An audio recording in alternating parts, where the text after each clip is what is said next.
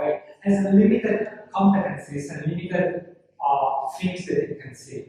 So, for example, the part of our brain which is kind of here, the visual cortex, only receives information from our eyes and only sends information out of it which kind of represents what our eyes are seeing.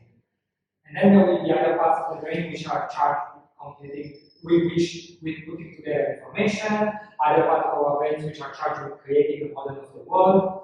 For example, like saying there are walls here, and there are chairs, and there are people, and so on. Other parts of the brain, and basically, like it's much more like a company with different units, and everyone independent. And there is no single